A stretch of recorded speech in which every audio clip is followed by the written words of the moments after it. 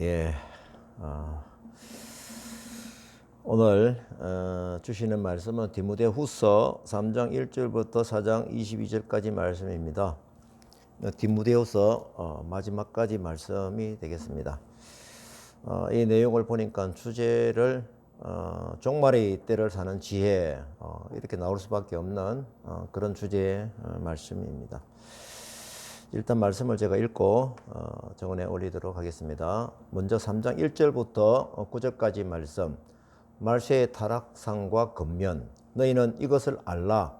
말세에 고통하는 때가 이르러 사람들이 자기를 사랑하며 돈을 사랑하며 자랑하며 교만하며 비방하며 부모를 거역하며 감사하지 아니하며 거룩하지 아니하며 무정하며 원통함을 풀지 아니하며 모함하며 절제하지 못하며 사나우며 선한 것을 좋아하지 아니하며 배신하며 조급하며 자만하며 쾌락을 사랑하기를 하나님 사랑하는 것보다 더하며 경건의 모양은 있으나 경건의 능력은 부인하니 이 같은 자들에게서 내가 돌아서라.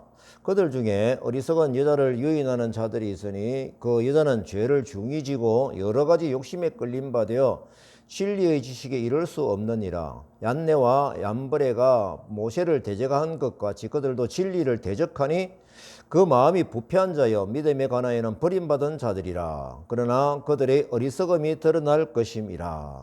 아멘. 오늘 말씀 읽은 대로 조금 어떻게 보면은 무거운 말씀이고요. 어떻게 보면은 우리가 간절히 원하는 그런 어떤 그 방향에 대해서 명확하게 우리의 현실을 깨닫게 하시는 중요한 말씀이다라는 것이 깨달아집니다. 오늘 말씀에 대해서 우리가 볼 때 전제가 일단 우리가 창조주 하나님이 우리 인생의 주인이라는 그런 부분을 우리가 깊이 인식을 하고 좀 들으셔야 될 것 같고요. 그 다음에 우리가 하나님과의 관계 회복을 위해서 하나님께서 우리에게 예수 그리스도를 통하여 죄사함의 길을 열어주셨고, 그래서 하나님과의 관계가 회복되게 하신 그 사랑을 우리가 일단 먼저 또 깨달아야 됩니다. 그러면 그렇게 하신 이유가 뭘까? 하나님과의 더불어 사랑의 관계로서 살면서 이 땅에서 하늘의 뜻이 땅에서 이루어지도록 하는 하나님의 그 바람에 따라 사는 인생이 되게 한 그런 부분이 아니겠느냐라는 것입니다. 하지만 여기가 종착점이 아니죠. 종착점은 오늘 말씀드리는 대로 그러면 세상 끝에 이 삶을 다했을 때 그 다음은 무엇인데? 라는 것이 뚜렷하게 하나님께서 약속으로 주신 말씀이 오늘 연결이 될 것입니다. 어떻게 보면은 굉장히 무거운 말씀일 수가 있는데 예를 들면 그렇습니다. 뭐 시험을 치기 위해서 때를 기다리는데 공부를 열심히 준비한 사람은 때를 기쁘게 기다릴 거고 뭐 준비를 서투르게 하고 허접하게 한 사람은 그 때가 다가오면 좀 두렵겠죠. 뭐 그런 마음들일 겁니다. 그래서 오늘 어떻게 보면은 무거운 내용이고 말세고 뭐 고통의 때라 그러긴 한데 결국은 우리 믿는 자들에게는 주 예수여 어서 오시옵소서라는 그런 기다리는 마음으로 이 말씀을 들으면은 큰 축복이 되겠다라는 것입니다. 말세 때 사람들이 오늘 말씀을 보니까 타락하는 구체적인 내용입니다. 타락했을 때 어떻게 보면 구체적인 내용들을 쭉 보면은 내용이 너무 많아요. 예. 그래서 그때 정리를 해봤습니다. 나옵니까? 그 다음 페이지 눌러보시면은, 예. 이거죠. 뭐 제가 다 읽지는 않겠습니다. 어려운 말 하나도 없습니다. 하지만 이 내용은 만만치가 않습니다. 생소하게 들리는 내용도 없습니다. 하지만 이 말씀을 읽을 때에 마음속에서 하는 자기 자신에 대한 어떤 그 찔림에 대한 말씀으로 들릴 수 있는 부분이 많이 있거든요. 왜 그럴까 생각해 보면은 사람은 이 죄성으로 이루어진 어떤 그 본능의 힘이 있기 때문에 그 본능의 힘이 따라가게 되면은 그런 길들이 어떤 길들이냐 하면은 여기에 제시된 여러 가지 이런 길들인 것입니다. 그래서 거꾸로 이런 부분이 두드러지면은 이제는 뭐다? 종말의 때가 가까웠다 생각하는 거죠. 그래서 지금 이 시작 말씀을 보게 되면은 어떻습니까? 1절에 어떻게 해요? 너는 이것을 알아라. 말세에 고통하는 때가 이르러 라고 하면서 이 말씀을 쭉 풀어주시거든요. 그럼 이 말씀에 말하는 배경과 어떤 상황에 대해서 충분히 인식을 하고 말씀에 따라가도록 하십시다. 예수님을 주님으로 따르는 사람들이 말세 때에 조심해야 되는 내용으로 묶어주셨는데 내용이 굉장히 많죠. 이 많은 죄의 근원을 하나로 묶으면 뭡니까? 6절 하에 나와 있어요. 제가 붉은 글씨로 했는데요. 오케이, 이거죠. 예. 여러 가지 욕심에 끌린 바 되어입니다.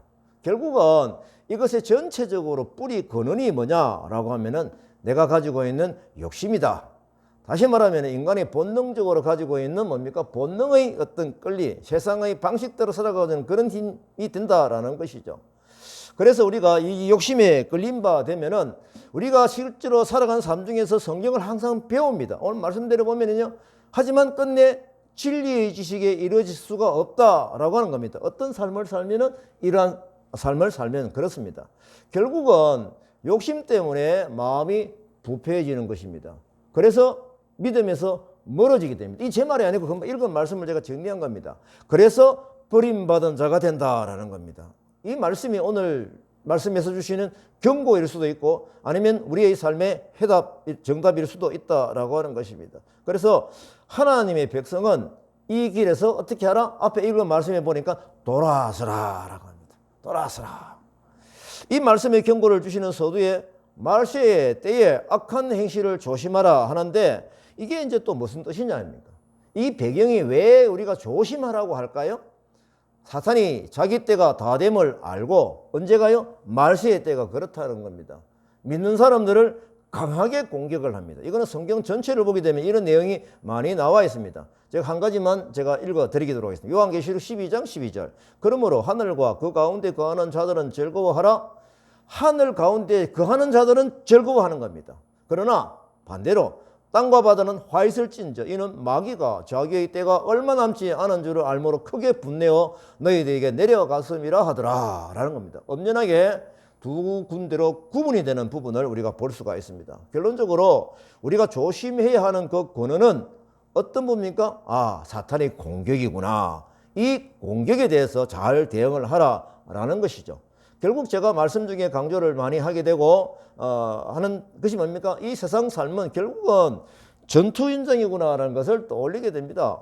지금 사실은 이제 뭐 이 전쟁이 일어나고 있죠. 그다음 뭐 러시아하고 우크라이나 이 전쟁을 이 뉴스로 지금 계속 좀 보고 있기 때문에 이 전쟁에서 어떤 그 힘든 과정이 고통이 있는 것을 우리가 눈으로 보게 됩니다. 또한 이 전쟁에서 참 어떤 전략이 중요한지도 깨닫게 되는 것이죠. 그래서 공격을 당하고 있다면 어떻게 됩니까? 방어 전선을 잘 구축해야 되죠. 지금 이제 우크라이나 입장에서 보는 겁니다. 적이 공격하는 방향을 미리 인지를 하고 그것도 그 방향이 어떤 것입니까? 적이 입장에서 보기 때문에 약한 곳으로 치고 들어오겠죠. 그러면 내가 약한 곳이 어디인지 파악을 해야 되겠죠. 왜요? 보강을 해야 되고 대응을 해야 되기 때문에 그렇습니다. 제가 이제 이게 뭐 실제로 있었던 일인지는 모르겠습니다만은 미국이 그 남북 전쟁 때에 한 남자가 남과 북의 경계선상에 살고 있었다 합니다. 근데 이 사람은 뭡니까? 남군, 북군 모두를 지지하고 있었대요. 그러니까 자기는 뭐 어느 한쪽에 휩쓸려가지고 당하지 않겠다는 그런 뜻이 있죠. 그래서 보면은, 그래서 이게 전쟁이 일어나고 있으니까 자기는 어떻게 할까 하다가 어떤 꾀를 내었냐면은, 아래 바지는 남군 연합군의 색깔인 회색 바지를 입고, 그 다음에 위에 윗도리는 북군이 입는 푸른색 윗도리를 입고 다녔다라는 겁니다. 그래서 얼마 후에 이제 자기 지역에 전투가 벌어졌는데 사람들은 다 피했답니다. 근데 이 사람은 이제 의기양양하면서 자기 하던 일 계속 밭에 가서 일을 했다라고 합니다. 그건 결과적으로 이 사람은 어떻냐? 완전히 총알바지가 돼가지고 한두 방 맞은 게 아니래요. 결국은 그 남자가 죽게 되었는데 왜 죽게 되었느냐 하면은 남군은 푸른색만 보면은 총을 쏘고 북군은 회색만 보면 총을 쏘았답니다. 그러니까 이게 실제로 있었는지 모르겠는데 있을 수 있는 내용이긴 하죠. 결국 이거는 뭐냐 하면은 우리가 주시는 어떤 그 스토리 예화의 우리가 받아야 될 교훈은 뭐냐라고 하면은 우리 하나님의 성도는 하나님의 백성은 이 땅에 살고 있지만은 이 세상의 방법에 젖어가는 사람이 아니라 구별된 존재라는 겁니다. 그래서 우리 성도는 하나님께서 원하시는 그 입장에 분명하게 서 있어야 하는 것이 이것이 중요한 것입니다.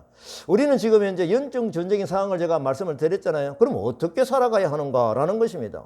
세상에서 통하는 세상의 방법이 있죠. 세상 사람들은 그걸 지혜라고 얘기를 하죠. 그렇게 살아야 된다고 강조를 강하게 하고 있죠. 그러면 이 교회에서 사는 우리 하나님의 방법은 그것과 결이 다른 게 내용이 많습니다.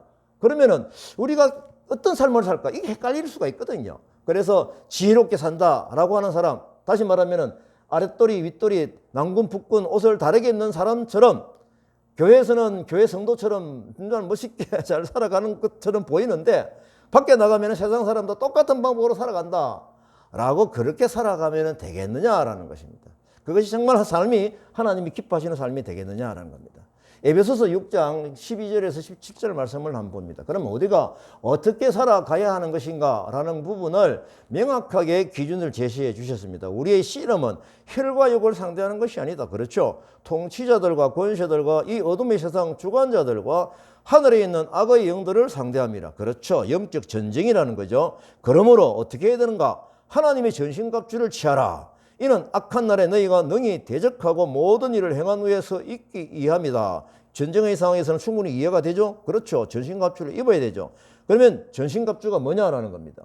그런즉 서서 진리로 너희 허리띠를 띠고 의의 호신경을 붙이고 평안의 복음의 준비한 것으로 신을 신고 모든 것 위에 믿음의 방패를 가지고 이로써 능히 악한 자의 모든 불화설을 소멸하고 구원의 투구와 성령의 검 곧 하나님의 말씀을 가지라. 아멘. 예. 이런 부분들이 어려운 말도 없습니다. 결국은 이런 말씀들을 볼 때 영적 전쟁 준비 상황에서 무엇을 어떻게 하라는가 구체적인 지휘관의 지침이 내려오고 있거든요. 그런데 내용을 자세히 보면은 거의 다가 수비용입니다. 그렇죠? 그런데 공격용이 딱 하나가 있습니다. 뭡니까? 이호영 권사님. 공격용이 딱 하나가 있어요. 제일 힌트 줍니다. 힌트 주려고 했는데 벌써 알아보네요. 성령의 검을 가지라. 이 검. 이게 하나님의 말씀이다라는 겁니다. 이게 딱 공격력인 거예요. 이걸 볼 때 우리가 생각나는 상황이 있죠. 예수님이 세례를 받으시고 그죠? 광야에서 마귀가 막 시험 공격해 올 때 사용하신 무기가 뭐 있습니까? 하나님 말씀이잖아요. 분명히 하나님 말씀으로 이 사탄하고 대응을 하셨거든요. 그럼 우리도 그 방법을 따라가야 되죠. 현재 우리가 사는 이 세상은 성경에서 예언된 종말의 때를 충분히 느낄 수 있는 이런 때임을 우리는 확인을 합니다. 예수님께서 종말의 때 일어나는 정상을 뚜렷하게 말씀해 주셨기 때문에 이 부분을 더욱더 우리가 쉽게 깨달을 수가 있죠. 말씀 확인합니다. 마태복음 24장 3절에서 8절 말씀입니다. 제가 읽겠습니다. 예수께서 감람산 위에 앉으셨을 때에 제자들이 어느 때에 이런 일이 있겠사오며 또 주의 임하심과 세상 끝에는 어떤 징조가 있으리까? 예수님이 가신다 하고 예루살렘 성이 무너진다 하고 지금 이제 뭔가 이게 상황이 심각하니까 제자들이 이렇게 묻는 거예요. 예수님께서 너희가 사람의 미혹을 받지 않도록 주의하라. 많은 사람이 내 이름으로 와서 그리스도라 하여 많은 사람을 미혹하리라. 난리와 난리의 소문을 듣겠으나 너희는 두려워하지 마라. 민족이 민족을 나라가 나라를 대적하여 일어나겠고 곳곳에 기근과 지진이 있으리니 모든 것의 재난의 시작이니라. 그렇죠. 그래 이런 말씀을 읽을 때 이건 뉴스에 보는 내용인데 라는 느낌이 오지 않습니까? 그러면 오늘 말씀에서 우리가 어떻게 영적으로 대응해 나가야 하는지 그 방법에 귀를 기울여야 되죠. 이제 바울이 각 개인의 차원이 아닌 이 재난을 헤쳐나가는 사역자들에게 주는 지침이 먼저 있습니다. 앞에 말씀에서는 일반 성도들에게 주는 지침이고요. 지금 이제 디모데후서 3장 10절부터 4장 5절까지는 바울이 사역자들에게 당부하는 제가 보니까 한 6가지, 뭐 이렇게 보기에 따라서 달라질 수도 있겠지만 제가 볼 때는 6가지 지침인 것 같아요. 제가 이 내용이 좀 있는데 이걸 제가 보기 좋게 정리를 좀 해왔습니다. 그래서 읽지는 않고 뒤에 정리된 것을 지금 눈으로 보는 건 살짝 보십시오. 뒤에 페이지 넘어가야 되는데 디모데후서 3장 10절 안 넘어갑니까? 네. 살짝 읽어보시고요. 그 다음 한 번 더 눌러주시고요. 네. 요걸 제가 이제 정리를 해봤거든요. 한 6가지 좀 사역자들에게 준 지침이라고 그러면은 어떻게 보면 우리를 향한 말씀일 수 있죠. 첫째 뭐냐면은 무릇 그리스도 예수 안에서 경건하게 살고자 하는 자는 박해를 받는다. 예. 그러니까 이 세상에 주는 박해는 뭡니까? 영적인 전쟁이니까 총알이 날라온다는 거죠. 예. 불화살이 날라온다는 거죠. 예. 자, 그 다음 두 번째 뭐냐면은 그래서 너는 뭡니까? 배우고 확신한 일에 관합니다. 예. 배우는데 끝나지 않고 확신하여 가라라는 것이죠. 예.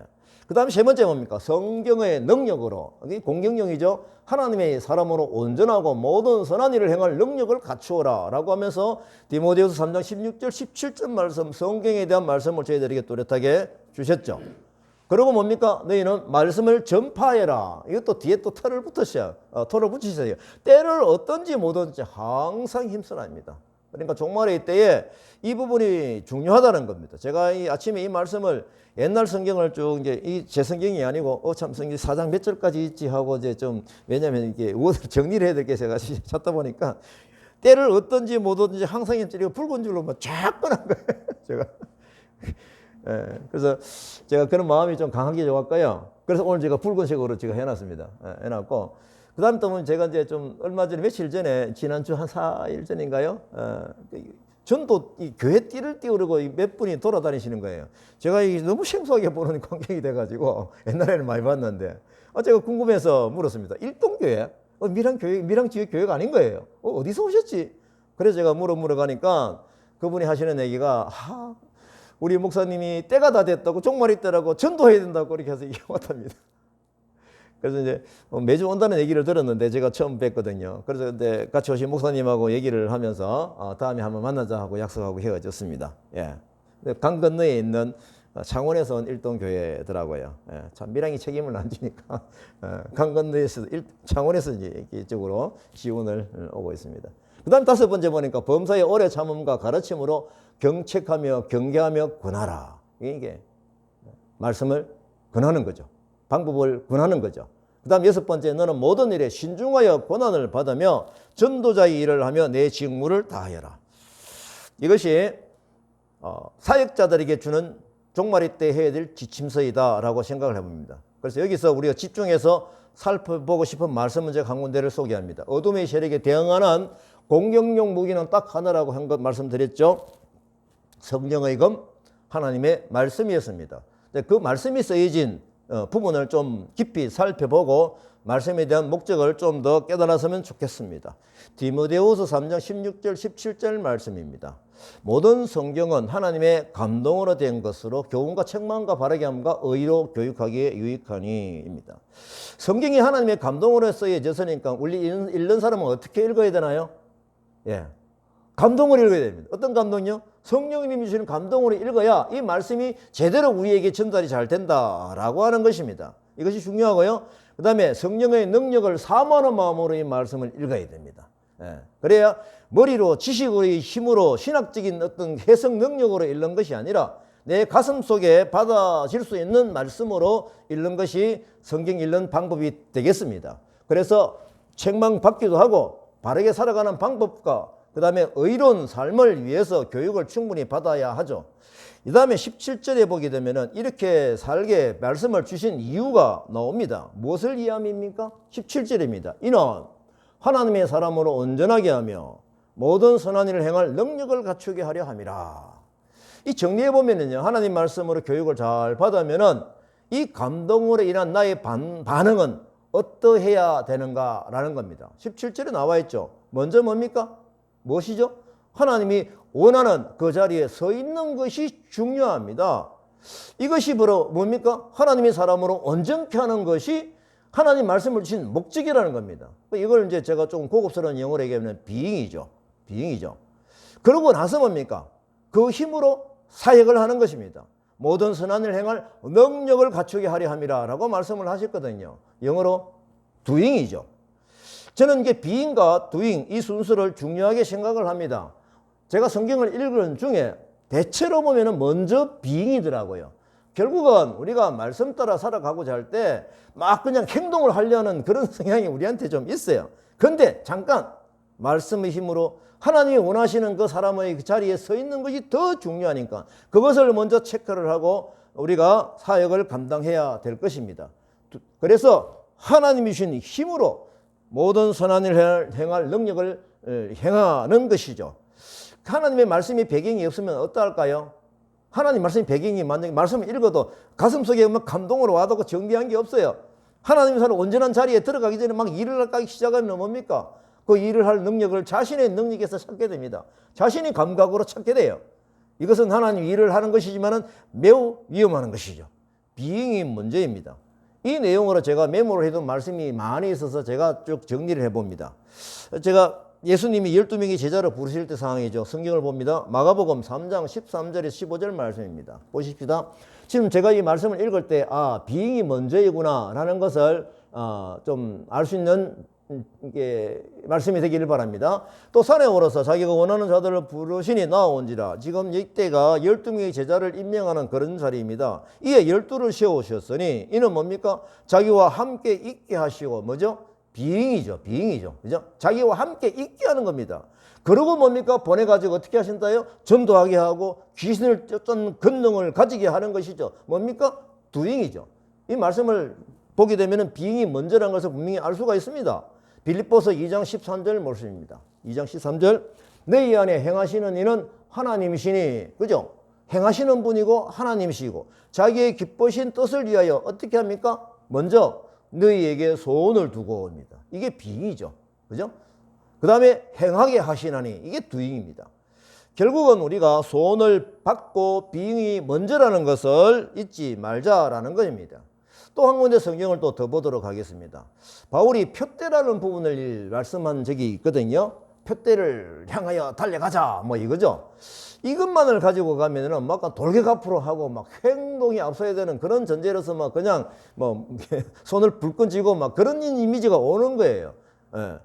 근데 말씀을 한번 읽어보십시다. 12절부터 14절 말씀입니다. 내가 이미 얻었다 함도 아니요 온전히 이루었다 함다리라. 이 말씀은 사실은 뭐 제가 얘기하면은 뭐 그럼 사실은 맞지 뭐 네가 한 게 뭐가 있노라고 할 수 있겠지만 바울 사도가 이 얘기를 했다는 것은 대단한 겁니다. 바울 사도는 요즘 말로 얘기하면은 뭐 박사학위가 몇 개 있을 만한 그런 대단한 능력의 사람 아닙니까? 근데 자기가 얻었다 함도 아니고 온전히 이루었다 함도 아니래요. 자기의 능력을 제로 베이스로 둔다는 그런 고백이죠. 그럼 뭡니까? 어떤 고백합니까? 오직 내가 뭐예요? 그리스도 예수께 잡힌 바 된 것을 잡으려고 달려가노라. 그러면은 이것이 뭡니까? 잡힌 바 된 그것이 뭐예요? 비잉이죠. 그죠? 네, 비잉이죠. 이것들을 가지고 달려간다는 겁니다. 이것이 14절에 보면은 표대를 향하여 하나님, 예수 안에서 하나님 위에서 부르신 부름의 상을 위해 달려간다. 표대를 향하여. 그러면 이 표대가 우선적으로 뭐다? 비잉. 그리스도 예수께 잡힌 바 된 그것이 저는 표대구나라는 것을 깨달았습니다. 달려가되 날 마음속에 우리가 뭐가 있어야 된다? 하나님, 예수님이 내가 잡혀 있는가? 그것을 늘 생각하면서 묵상하면서 달려가야 된다라고 하는 것입니다. 또 바울이 강조한 그 능력을 또 봅니다. 빌립보서 4장 12절 13절 말씀이죠. 우리가 가장 어떻게 뭡니까? 적용을 많이 하는 게 이거죠. 13절 말씀. 내게 능력 주시는 자 안에서 내가 모든 것을 할 수 있느니라. 이 말씀만 뚝 떼고 보면은 뭡니까? 막 두잉이 돼서 막 그냥 자극을 주고 뭐 나쁜 건 아니죠. 근데 그 전에 12절이 있다는 겁니다. 어떤 능력이냐는 겁니다. 이것을 자세히 보면은 이 능력은 막 그냥 일을 해 나가는 막 개척을 뭐 그냥 뭐 일을 만들어가는 그런 능력이 아닌 거예요. 보십시다. 나는 비천에 처할 줄도 알고 이 능력을 얘기하는 겁니다. 풍부에 처할 줄도 알아. 그러니까 이런 것이 나는 비천에 있어 능력이 충분해도 여기에 내가 휘둘리지 아니하고 뭡니까? 배부름과 배고픔과 풍부와 궁핍에 처할 줄 아는 일체의 비결을 배우노라. 이 비결이 뭘까요? 하나님 주시는 방법이죠. 하나님의 뜻 안에 살아가는 사람은 배가 고프든 부르든 여기에 휘둘리지 아니하고 이것이 바로 뭐다? 내게 능력 주시는 자 안에서 모든 것을 할 수 있다 이겁니다. 이런 배경에서 볼 때 내가 일을 하기 전에 하나님 주시는 그 힘과 그 주시는 능력의 배경이 뭔지를 중요하게 깨달아야 할 것입니다. 그래서 내게 능력 주시는 예수님 때문에 할 수 있다라고 하는 것도 뭡니까? 비잉이죠. 또 이제 우리가 성경을 또 정리합니다. 고린도전서 3장 16절 17절을 보게 되면 우리가 아주 잘 아는 말씀입니다. 너희가 하나님의 성전인 것과 하나님의 성령이 너희 안에 거하시는 것을 알지 못하느냐? 이게 뭡니까? 하나님의 성전이다. 하나님의 사람이다. 이 뭐예요? 결국 비잉이죠. 예, 이 비잉입니다. 그러니까 예수님 아예 우리가 뭡니까? 하나님의 성전이다. 예, 아예 이 부분을 갖다 전제를 해버립니다. 디모데후서 이제 마지막 본문을 읽겠습니다. 그러면은 이런 영적 전쟁의 다음 지나고 나서 승리를 했어. 그 승리하고 나서 어떤 결과가 있는데, 그게 보통 정쟁을 치르면 사람들이 전리품에 대해서 이제 뭐냐라고 체크를 하는 경우 그런 거죠. 디모데후서 4장 6절 8절 말씀. 바울의 승리와 멸류관입니다.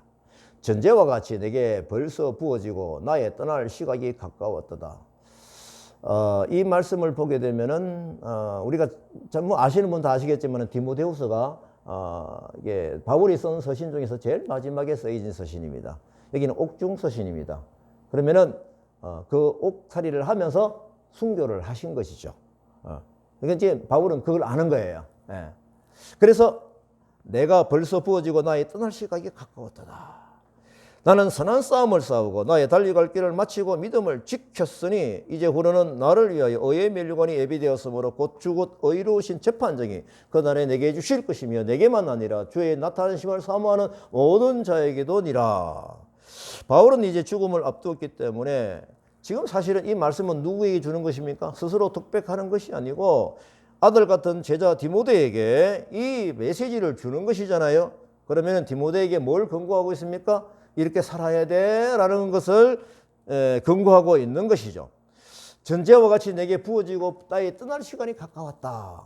이 부분을 볼 때 바울은 자신을 제단 위에 올려진 제물로 생각을 한 것입니다. 바울은 자신의 희생적인 순교를 예상한 것이죠. 따라서 본절은 바울이 자신의 죽음이 임박했음을 예견하고 지나온 삶을 생각해보며 돌이켜보면서 이런 고백을 하는 것입니다. 다시 읽겠습니다. 나는 선한 싸움을 싸우고 나의 달려갈 길을 마치고 믿음을 지켰다라고 해상을 하는 것입니다. 이제 남은 생명까지도 그리스도와 온 교회를 위하여 산 제물로서 순교의 제단에 바치겠다는 결연한 의지가 들어있는 그런 표현인 것이죠. 7절에 다시 한번 봅니다. 나는 선한 싸움을 싸우고 나의 달려갈 길을 마치고입니다. 이렇게 볼 때 마치 바울은 마라톤 경기에서 오랫동안 자기에게 맡겨진 사명을 위해서 계속 달려왔다는 그 고백이 들어있는 것입니다. 이제 바울이 자기 이 사역을 감당하기 위해서 애쓰며 살아온 전생의 한마디로 표현을 한 것이죠. 바울은 길고 긴 싸움터에서의 경주에서 포기하지 않고 끝까지 달려왔다는 그 고백을 하고 있는 것입니다. 다음 세대인 디모데에도 이렇게 살아야 돼라고 하는 그런 근거인 것이죠. 믿음을 지켰다라고 하는 고백은 뭡니까? 청지기로서 악조건 속에서도 그리스도에 대한 신뢰를 버리지 않았다라는 그런 믿음의 고백이 여기에 들어있죠. 8절 하를 다시 봅니다. 이제 후로는 뭡니까? 나를 위하여 의의 면류관이 예비되었다. 모든 것을 최선을 다해 끝마쳤고 이제 남은 것이 무엇이다? 면류관이 있다. 면류관을 받을 것이다 라는 것이죠. 그러니까 자기도 받을 것이니 아들 디모데에게도 이렇게 받기를 면류관이 있으니까 지금 힘들어도 싸워 이겨야 돼. 이 권고를 하고 있는 것이죠. 지금 바울은 자기 자랑을 하는 것처럼 보이는데 그렇지 않습니다. 아들 같은 디모데에게 쓰는 편지이기 때문에 그에게 강력하게 권고하는 다음 세대를 위한 그 유언적인 메시지인 겁니다. 그러면 바울이 얘기하는 이 면류관이 이제 무엇일까요? 면류관은 성경을 보게 되면은 가장 큰 면류관은 어떤 면류관? 우리가 면류관 가면은요, 그냥 내 입마에 포켓에 들어올 수 있는 뭐 그냥 넉넉한 어떤 주어지는 보상 이런 걸 생각하는데 제일 중요하고 놓치지 말아야 될 면류관은 뭡니까? 영생의 면류관입니다. 이게 이 자체로서 엄청나게 다 가진 것이죠. 디모데전서 6장 12절 말씀 읽습니다. 믿음의 선한 싸움을 싸우라. 영생을 취하라. 그렇죠? 영생을 취하라. 야고보서 1장 12절 말씀입니다. 시험을 참는 자는 복이 있다. 이는 시련을 견디어낸 자가 주께서 자기를 사랑하는 자들에게 약속하신 뭘 준다? 생명의 면류관을 얻을 것이기 때문이다. 그렇죠? 그 다음에 계시록 2장 10절 하의 말씀입니다. 잘 아는 성경이죠. 네가 죽도록 충성하라. 그리하면 내가 생명의 면류관을 너에게 주리라. 그렇죠? 우리가 받을 수 있는 면류관은 생명의 면류관입니다. 8절 하에 봅니다. 주 곧 의로우신 재판장이 그날에 내게 주실 것이며 언제 주는지가 나오는 거예요. 이때도 나옵니다. 예수님께서 재림하셔서 재판장으로 재림하셔가지고 그날에 내게 일어날 수 있는 부활의 생명 회복을 여기서 말씀하는 겁니다. 의로운 재판장, 세상을 심판하실 예수 그리스도. 이제 야고보서 4장 12절 말씀 봅니다. 입법자와 재판관은 오직 한 분이시니 누굴 얘기할까요? 예수 그리스도죠. 능히 구원하시기도 하시며 멸하기도 하시느니라. 너는 누구에게 이웃을 판단하느냐? 재림하시는 예수님은 심판주로 오시는 그 약속의 말씀은 성경 군데군데 기록이 되어져 있습니다. 자, 아까 말씀드린 대로 바울의 옥중 서신 디모데후서 가장 마지막 서신이죠. 이 감에서 순교를 하는 유언적인 말씀이기 때문에 이 말씀에 대한 비중이 굉장히 큰 것입니다. 자, 이제 우리가 종말의 때를 우리가 또 생각을 또 해보십시다. 종말의 때가 언제이냐? 뭐 그때는 아무도 모르죠. 하지만 때가 온 것 같은 느낌은 있어요. 상황적으로 볼 때. 하지만 좀 더 한 단계 더 들어가서 개인의 종말은 언제이냐 이겁니다. 사실은 보면은 바울이 종말은 언제일까요? 이 디모데후서 성경을 쓴 이 감옥에서 죽는 그때가 종말의 때입니다. 그렇죠? 왜냐하면은 바로 종말의 시간은 뭡니까? 정지된 상태에서 순식간에 뭐가 됩니까? 바울의 입장에서는 눈을 떠보게 되면은 뭐예요? 예수님 심판주로 오시는 부분을 보게 되거든요. 그러면서 찬양을 하게 되는 것이죠. 결국 각 개인의 종말은 바로 죽음을 당하는 그날인 것입니다. 이렇게 우리가 구체적으로 볼 때 죄의 경우에는 넉넉하게 잡아서 30년. 그죠? 욕심입니까? 제가 이거 쓰면서 굉장히 망설였어요. 3, 40년 각각 하다니까 너무 욕심을 부리면 안 되기 때문에. 예. 하여튼 어떻게 보면은 넉넉하게 봐 30년입니다. 멀지 않습니다. 제가 30년 전의 일이 뚜렷하게 기억이 나거든요. 그러면 우리가 바울의 입장에서 지금 유서를 하면서 보면 어떨까 이런 생각을 좀 해본 거예요. 왜냐하면 이런 부분에 우리가 각오가 필요한 것은 이것이 우리가 집중하지 아니하면은 이 삶에 대한 어떤 그 현실감 때문에 우선순위가 날 왔다 갔다 바뀔 수가 있다는 거예요. 변질이 될 수가 있다는 겁니다. 제가 중학교 1학년 때 아버님이 돌아가셔가지고 무덤에 묵히는 것을 보고 그때 제가 사람이 죽는구나 알았는 거예요. 저 안에 가면 숨을 못 쉬는구나. 그래서 제가 며칠 동안 잠을 못 자고 잠을 설치고 굉장히 답답했던 기억이 있습니다. 그 후에 제가 또 뚜렷하게 우리 아내가 유권사가 2009년도 여름에 유방암 판정을 받았을 때 그때 이 죽음이라는 단어가 확 그냥 느낌이 싹 오는 거예요. 답답한 생각을 또 하게 되었죠. 그때 이 영향 때문에 저는 앞으로 어떻게 살아가야 되지라는 것에 집중을 할 수밖에 없는 기도를 하게 되었고요. 비전을 받기 위해서 몸부림치는 기도를 했었습니다. 10개월간의 아내의 항암 치료는 쉽지 않은 길이었습니다. 고통 속에서 이 비전을 찾기 위해 몸부림하고 있는 그때에 하나님께서는 저희들에게 비전의 성경 말씀을 주셔가지고 성경이 읽어지네 그 유명한 예실 사모님의 강의를 듣다가 오늘 마지막 말씀을 드렸던 그 말씀을 마지막 강의 중에 예실 사모님이 감동을 하면서 막 울부짖으면서 그걸 강의를 하시더라고요. 그게 뭐냐면은 오늘 우리 읽은 말씀 중에서 4장 6절에서 8절 말씀입니다. 전제와 같이 내가 벌써 부어지고 나의 떠날 시각이 가까웠다. 나는 선할 싸움을 싸우고 달려갈 길을 마치고 믿음을 지켰다. 이제부로는 나를 위하여 의의 멸류관이 예비되었다. 의로우신 재판장이 그날에 내게 주실 것이다. 내게만 아니라 주의 나타나심을 사모하는 모든 자들에게니라. 다음 세대까지도.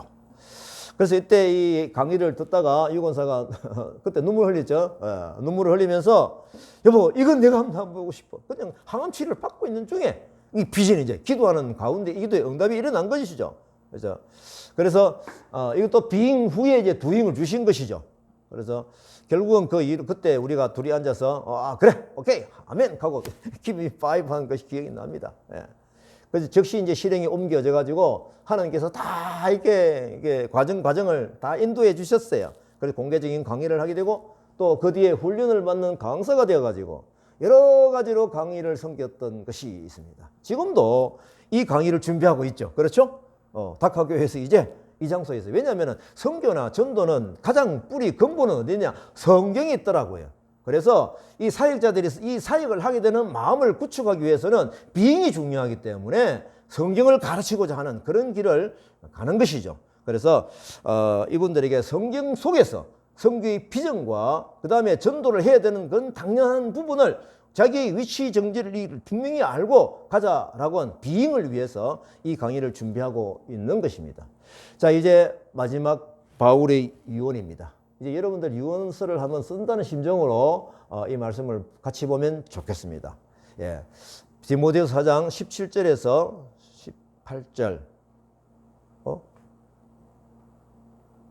그러나요? 말씀은 22절까지 안 돼 있나요? 제가 편집을 좀 잘못한 것 같네. 예. 바울의 유언적인 것인데요. 22절까지 18절까지는 같다. 그죠? 맞다. 제가 잘못 적었네요. 자, 주께서 내 곁에 서서 나에게 힘을 주심은 나로 말미암아 선포된 말씀이 온전히 전파되어 모든 이방인이 듣게 하려 하심이니 주께서 나를 모든 악한 일에서 건져내시고 또 그의 천국에 들어가도록 구원하시리니 그에게 영광이 세세 무궁하도록 있을지어다. 아멘. 여기도 보니까 제가 볼 때는 비응이 보여요. 주께서 내 곁에 서서 나에게 힘을 주시면, 그죠? 이 비응이 보여요. 이 바울의 유언인데 이게 주께서 강건하게 하셔서 두잉을 하게 했다라는 그런 고백이 마지막에 이게 유언처럼 기록이 되어 있습니다. 그래서 어떤 일을 했나요? 이방인에게 복음을 전했습니다. 또 주님께서 자신의 모든 악한 일을 또 거두어내시고 또 그의 천국에 들어가도록 구원하신 부분이 너무 감사하고 세세토록 영광을 올려드립니다. 이 고백을 하고 있는 것이죠. 하나님께 영광 돌리는 찬양으로 이 서신이 마감이 되었습니다. 그러면 제가 상상을 해봤습니다. 바울이 시간의 정지 속에서 부활 때에 바로 일어날 것 아닙니까? 그러면 이 찬양이 연결되겠죠. 그죠? 자연스럽게 이어지겠죠. 저는 디모데후서 말씀을 정리하면서 바울처럼 이러한 유언을 남길 수 있을까? 아니, 바울같이 유언을 남길 수 있다면 좋겠다라는 생각을 하게 되었습니다. 그래서 제가 이 원고를 어제 정리를 하면서 더 중요한 것을 생각해 내었는데, 제가 생을 마감할 때 하나님이 나의 살아온 삶을 어떻게 평가하실까라는 생각을 또 해보게 되는 거예요. 그래서 마음의 소원을 가지는 것은 오늘 말씀대로 하나님이 주시는 힘으로 이방인 선교를 위해서 열심히 잘 살아야겠다라는 각오를 다시 한 번 더 다짐을 하게 되었습니다. 오늘 말씀 속에서 우리 모두에게 주시는 말씀으로 깨닫고 할렐루야 아멘 찬양하면서 가는 성도들이 되시기를 바랍니다. 자, 이제 코로나 위협이 계속 지속되고 있습니다. 전쟁터에서 싸우고 있는 것 같으니까 계속 기도하십시다. 기도하십시다. 보니까 우크라이나 전쟁할 때 보면 이제 뭐